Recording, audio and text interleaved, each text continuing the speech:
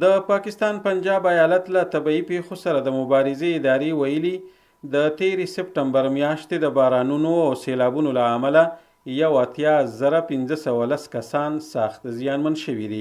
د یادې ادارې په وینا تر اوسه د معلوماتو راټولولو ټیمونه په سیمه کې د معلوماتو په راټولولو بوخت دي. دوی همداراز په یو خپاره کړي راپور کې ویلي چې د دغه بارانونو او سیلابونو له امله چې په 13 سپټمبر میاشت کې راغلي وو نږدې 100 کسان وژل شوي دي. خو دا وروستي معلومات نه دي او ښایي د معلوماتو راټولولو وروسته تغییر ومومي.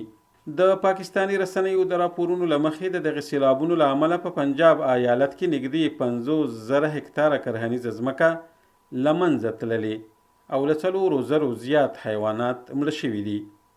همداراز 4,246 کورونه هم زیانمن شوي او یا په بشپړ ډول له منځه تللي دي.